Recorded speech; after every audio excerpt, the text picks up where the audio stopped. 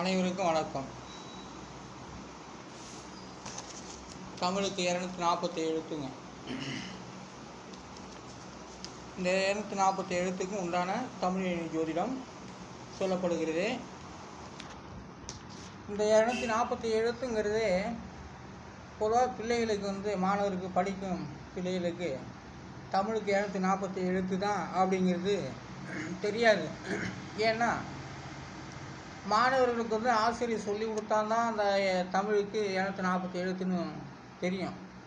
ஆனால் அதில் உயிரெழுத்து 12 மெய்யெழுத்து 18 அப்படின்லாம் சொல்லுவாங்களே ஒழிய, ஆனால் தமிழுக்கு மொத்தம் 247 எழுத்துன்னு ஆசிரியர் மாணவர்களுக்கு சொல்லி தருவதில்லை.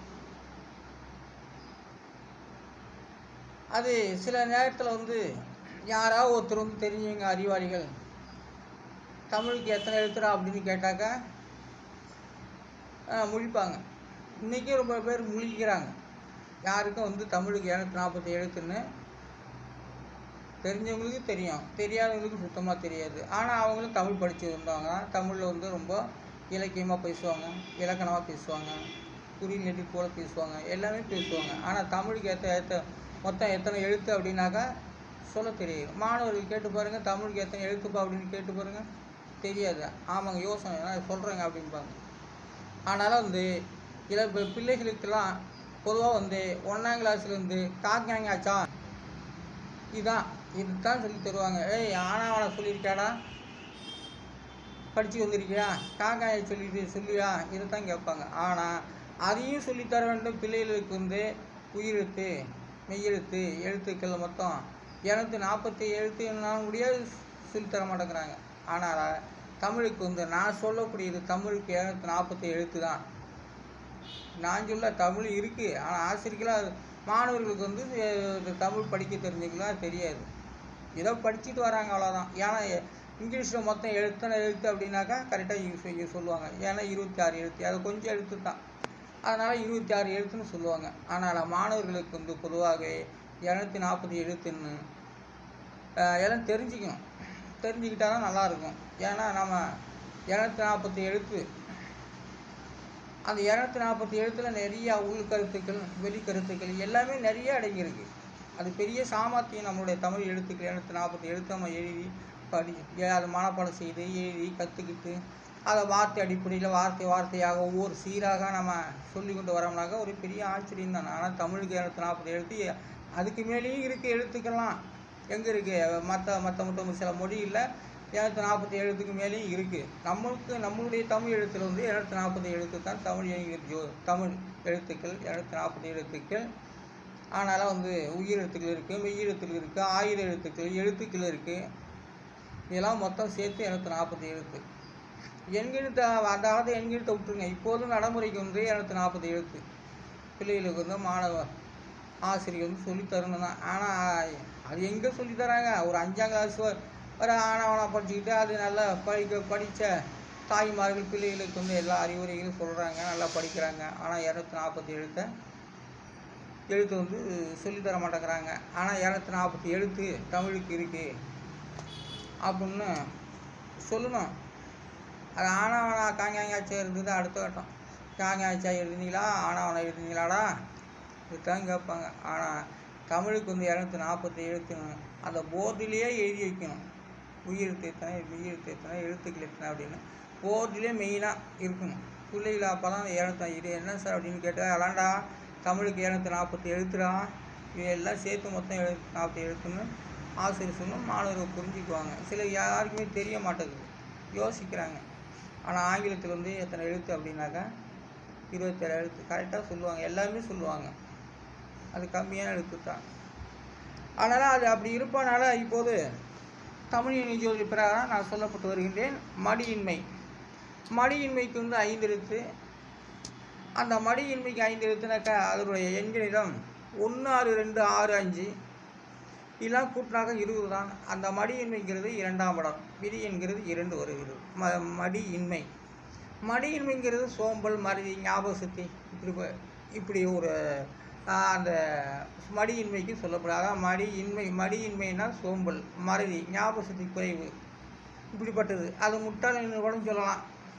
என்னடா ஞாபகம் மாதிரியாக இருக்க, சோம்பலாக இருக்கே, முட்டா போல அப்படின்னு கூட சொல்லலாம். அதை அதான் மடியின்மைங்கிறது அது ஒரு தோஷமான வார்த்தைகள். செவ்வாய் தோஷம் போல், நாகதோஷம் போல், காலசர்ப்பு தோஷம் போல் அப்படிப்பட்ட ஒரு மடியின்மை. மடியின்மைங்கிறது மறதி, ஞாபகம் மறதி, சோம்பல், சோம்பேறி இப்படிப்பட்டது.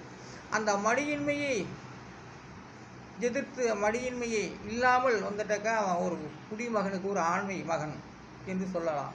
ஒரு ஆண்மை, ஒரு ஆணுக்குரிய வீரியம், ஒரு தைரியமானதுன்னு சொல்லலாம். அந்த மடியின்மையிலேயே கிடந்தாக்கா சோம்பேறித்தனம், அசட்டுத்தனம், கேப்பா பேச்சு, நல்ல புத்தி இருக்காது, நாதாரி புத்திகள் இருக்கும். அதெல்லாம் மடியின்மையை சேர்ந்து. அந்த மடியின்மையை மீறி நம்ம வரணும். ஒரு போட்டியில் தோற்றதாக இருக்கக்கூடாது. மீண்டும் மீண்டும் பயிற்சி எடுத்து, மீண்டும் முயற்சி எடுத்து அதை வெற்றி பெற்று அதை ஜெயிச்சு வரணும். அதான் மடியின்மைங்கிறது. மடியின்மையிலிருந்து விலகி வரணும். மடியின்மை நம்மளாக பார்த்து உருவாக்குறது. மடியின்மை வந்து ஏஞ்சி கை காலை உதவிட்டு மூஞ்சி பல்லெல்லாம் கழுவிட்டு செய்ய வேண்டிய வேலை துணிச்சலாக செய்தால் அந்த மடியின்மை நம்மளை விட்டு விலகிவிடும், மக்களை விட்டு விலகிவிடும். மடியின்மைங்கிறது அறிவிலேயே அது ஒரு மடியின்மை. மடியின்மைங்கிறது இருக்கவே கூடாது. மடியின்மை இருந்தால் வாழ்வில் வந்து முன்னேற முடியாது. தூக்கம், அசட்டுத்தனம், தூங்கிக்கிட்டே இருப்பான். எவ்வளோ தூங்கினாலும் அவன் தூங்குறது தெரியாது. தூங்கிக்கிட்டே இருப்பான். அதான் மடியின்மைங்கிறது. சோம்பல், மறதி, ஞாபக சக்தி, முட்டாள்தனமானது, போ அப்படிங்கிறது, என்ன அப்படிங்கிறது, அதெல்லாம் வந்து மடியின்மை. மடியின்மையை மீறி மடியின்மையை நீக்கி வரணும், வீழ்த்தி வரணும். மடியின்மையை வீழ்த்தி வரணும். வந்தவன் தான் புத்திசாலி. அந்த குடிக்கே, அந்த சமுதாயத்துக்கே, அந்த ஊருக்கே நல்ல புகழுடையவனாக வர முடியும். மடியின்மையே இருக்கக்கூடாது. மடியின்மையை நீக்கி ஊக்கம் உடைமைக்கு வரணும். நல்ல சிறந்த மனிதனாக வர வேண்டும். ஊக்கம் உடைமை என்றால் அது மிகப்பெரிய சிறப்பு வாய்ந்தது, உயர்வானது. ஊக்கம் உடைமை, உயர்ந்த மனிதன். அது ஊக்கம் உடைமையிலும் வள்ளுவர் எழுதியிருக்க தலைப்பில். ஆனால் ஒற்றாடல் அப்படிங்கிறது ரொம்ப திறமையானது. ஒற்றாடல்ங்கிறது ரொம்ப நல்லாயிருக்கும். அப்போ வந்து ஊக்கம் உடைமைக்கு வந்து எண்கணிதம்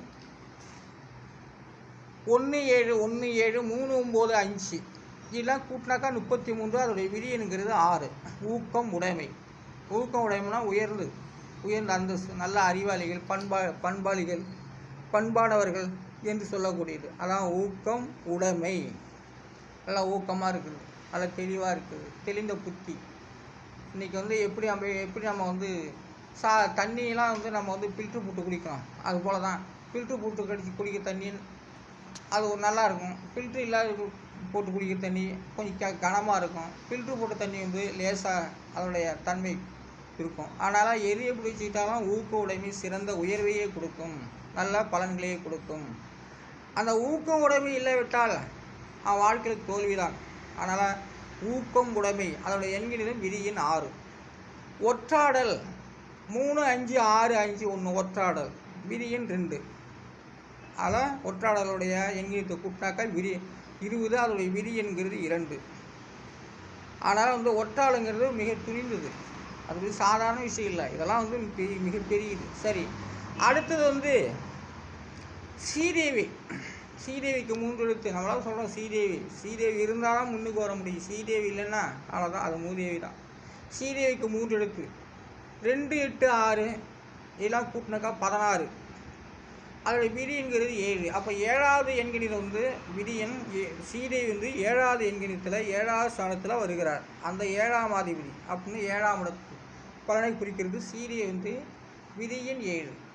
அப்போ ஸ்ரீதேவிக்கு வந்து விதியின் 7னா அறிஞர்கள் வாழும் இடம். அது இன்றைக்கி வந்து பெரிய லைனுக்கு வரக்கூடியது 7வது விதியன் தான். அது கேந்திரம் பெற்றது. அந்த கேந்திரத்துக்கு வந்து ஸ்ரீதேவி இருக்கிறார். அந்த ஸ்ரீதேவி 7வது எண்ணில் இருப்பதனால தெரிந்த மனது கலத்திர சாணம். ஆணுக்கும் பெண்ணுக்கும் ஒரே இடம் 7வது வீடு தான். அது காதலன் என்று சொல்லக்கூடியது. காதலன் என்றால் 7வது வீட்டை ஒரு பதிவில் நான் போட்டிருக்கேன். விதியின் 7 வந்து காதலன் என்ற ஒரு வார்த்தைக்கு என்ன விதினாலும் கொடுத்துருக்கேன். ஆனாலும் வந்து ஸ்ரீதேவினா அவருடைய பொருள் தான், மெச்சமில்லாத பொருள். அதனால் சீதேவி நமக்கு இருந்தால் தான் அந்த என்கிறது 7வது என்கிறத கொஞ்சம் சாயல் கிடைக்கும், திறந்தால் தான் சீதேவி பிறக்கும். அந்த சீதேவின்னா நம்ம ராமருடைய மனைவி சீதா பிராட்டியார் தான் அப்படின்னு இல்லை. சீதேவிங்கிறது பொதுவானது. சீதேவி இருந்தால் தான் அந்த குடும்பம் வளர்ச்சி அடைய முடியும், அறிவிகள் பெற முடியும். மூதேவிக்கு வந்து பாருங்கள், மூதேவி வந்து 1 8 6 மூதேவி 1 8 6 இதுதான் கூட்டினாக்க 15வது விதியன்கிறது 6. மூதேவி வந்து விதியன் 6. அப்போது மூதேவியுடைய எண்கிறது 6. அப்போ மூதேவியுடைய எண்கிறது 6. 6வது எண்ணில் வந்து மூதேவி உதிருக்கா. 6ஆம் இடத்துல ஒரு கிரகம் இருந்தாலும் சரி, பாவக்கிரகங்கள் இருந்தாலும் சரி, அது மூதேவி வந்து அந்த இடத்த அந்த ஸ்தானத்தை வந்து கடைபிடிச்சிருக்கு. மூதேவி அந்த இடத்துல இருந்தால் தூங்கிக்கிட்டே தான் இருப்பான். முட்டாள்தனமான வார்த்தைகள் பேசிக்கிட்டு மூதேவி தூங்கிக்கிட்டே இருப்பாள். அந்த மூதேவி இருக்கிற எண்ணில் ஒரு நல்ல பொருட்டே இருக்காது, அழிமானத்தை தான் ஏற்படுத்தும். இருந்தாலும் அந்த 6ஆம் இடத்துல வந்து பல கிரகங்கள் நன்மைகள் நட்பும் ஆட்சி உச்சமும் பகிர்ந்தமும் இருந்தால் அது வின் பண்ணி வரலாம்.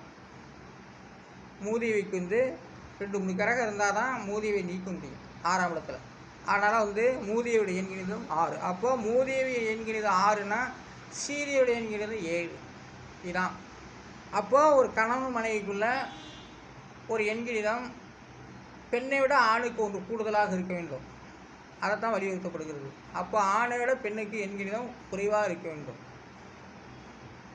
அது காட்டுகிறது. அப்போது விதியின் 7ல் வந்து 7ஆம் இடம் விதியின் 7 தான் காட்டுகிறது சீதேவிக்கு. மூதேவிக்கு வந்து 6. மூதேவி ஒரு குடும்பத்தில் வந்து உயர்ந்த எண்ணம் உள்ளவர்கள் சீதேவி அடைகிறார்கள், தாழ்ந்த எண்ணுடைய குறைந்த எண்ணுடையவர்கள் மூதேவி ஸ்தானத்தில் உடையவர்கள். அது வார்த்தை தான். ஆனால் அது காலத்தின் கட்டாயப்படி அது வராது. ஆனால் மூதேவி ஒரு கிரகம் தான் மூதேவி. 6ஆவது சுத்தமாக இருந்தாலும் மூதேவி தான். அந்த கிரகத்தை யாராவது நல்லவர்கள் புனிதமானவர்கள் பார்த்தா தான் நல்லாயிருக்கும். அதனால் தமிழுக்கு வந்து 240 எடுத்து நான் உருவாக்கப்பட்ட தமிழ் எண்ணிக்கை ஜோதிடம் தனிப்பட்ட முறையை தனிப்பட்ட கருத்துக்கு நான் சொல்லிக் கொண்டு வருகின்றேன். ஆகையால் நான் அரியலூர் மாவட்டம் திருஞான சம்பந்த ஜோதிடர், தமிழ் எண்ணிக்கை வள்ளுவர். நன்றி, வணக்கம்.